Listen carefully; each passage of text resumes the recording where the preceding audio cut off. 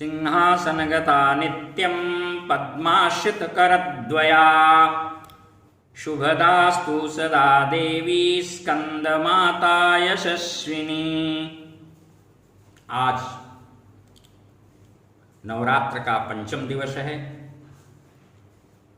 और भगवती दुर्गा के पांचवें स्वरूप की आज उपासना की जाती है। यह प्रकृति का विज्ञानमय रूप है। प्रकृति मातृभाव से प्राणियों का पालन परिपोषण करती है, इसलिए उसे स्कंद माता कहा जाता है। स्कंद नाम षडानन यानी कार्तिकेय का है। कार्तिकेय भगवान देवताओं के सेनापति हैं, सुर सेनापति हैं। पुराणों में इन्हें कुमार और शक्तिधर भी कहा गया है। भगवान कार्तिकेय मयूरारूढ़ हैं और इन्हीं की माता होने के कारण भगवती दुर्गा को स्कंद माता भी कहते हैं।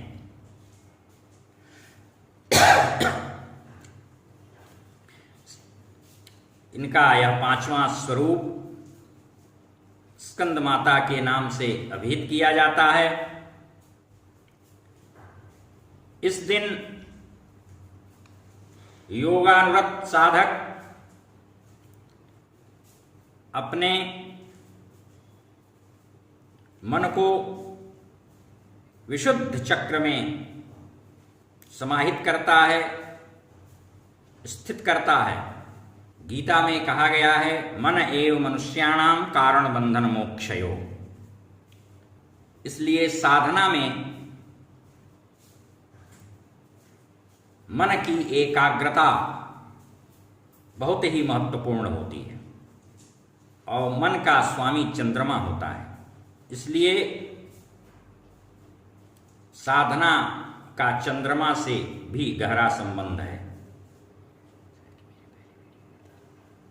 जैसा कि इसके पूर्व अन्य वीडियो में मैं बोल चुका हूं इस बारे में, और चंद्रमा के बारे में विस्तार के साथ प्रकाश डाला गया है। उनके प्रायः सभी पक्षों को उद्घाटित किया गया है उन वीडियोज में। भगवती स्कंद माता का जो विग्रह है वह मातृवत्सला भाव को अभिव्यक्त करता है। उनके क्रोध में, गोद में शिशु स्कंद विराजमान हैं और मातृस्वरूपिणी माता की चार भुजाएं हैं। दाहिने ओर की भुजा से भगवान स्कंद को वे गोद में पकड़े हुए हैं। स्कंद माता जब शिशु साधक के मन में शिशु भाव का उदय हो जाता है तो उसको अपने करकमलों से, करकंजों से पकड़ करके अपने क्रोध में विराजित कर लेती हैं। दाहिनी तरफ नीचे वाली भुजा ऊपर को उठी हुई है, उसमें कमल पुष्प है। कमल पुष्प श्री समृद्धि शुभता का सूचक है। बाईं तरफ ऊपरी भुजा में वरमुद्रा है, जिसके द्वारा वो अपने उपासक को वरदान प्रदान करती हुई प्रतीत होती हैं। और नीचे वाली भुजा भी कमल से परिलक्षित है। इनके शरीर का वर्ण रंग धवल है, शुभ्र है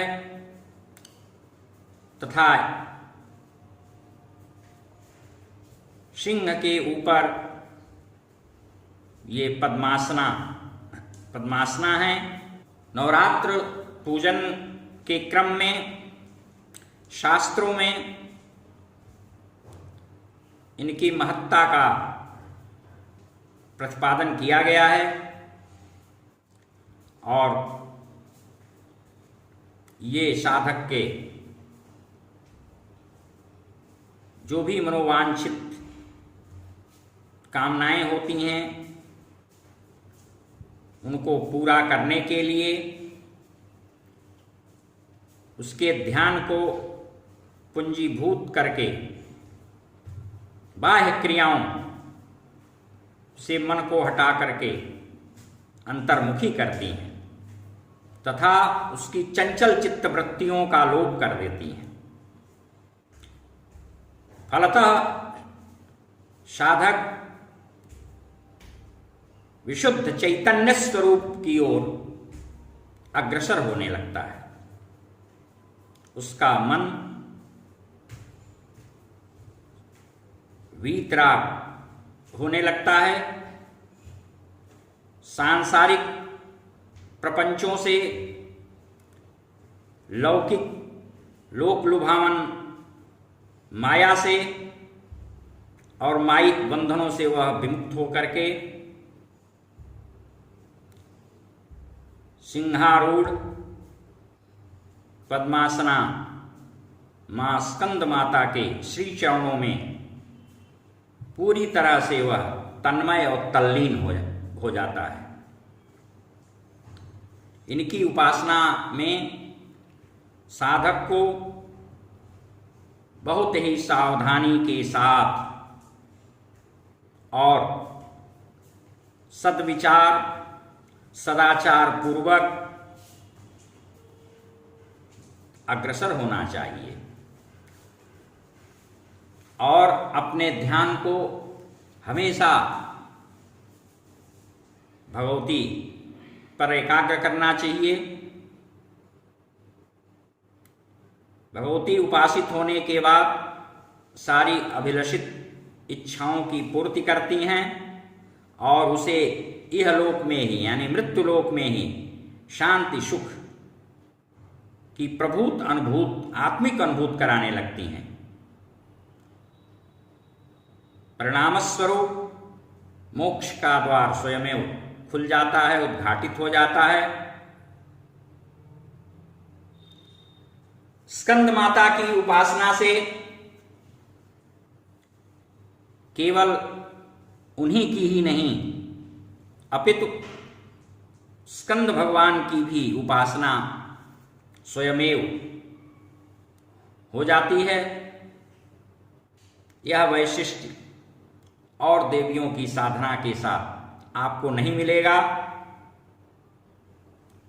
सूर्य मंडल की अधिष्ठात्री देवी होने के कारण इनका जो उपासक साधक होता है वह सूर्यवत प्रचंड भास्कर के समान तेजस्वी कांति से सुसंपन्न होने लगता है। उसके मुखमंडल पर मधुर अलौकिक प्रभामंडल हमेशा परिव्याप्त रहता है और वह प्रभामंडल सदैव जीवन पर्यंत चारों तरफ से चतुर्दिक उसका योगक्षेम वहन करता है, उसकी सुरक्षा करता है।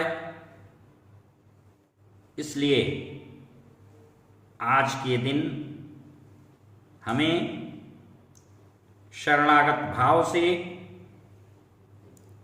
भगवती स्कंद माता के कृपा वात्सल्य हेतु साधना में मन को एकाग्र करके संलग्न होना चाहिए। हरि ओम तत्सत। हरि ओम।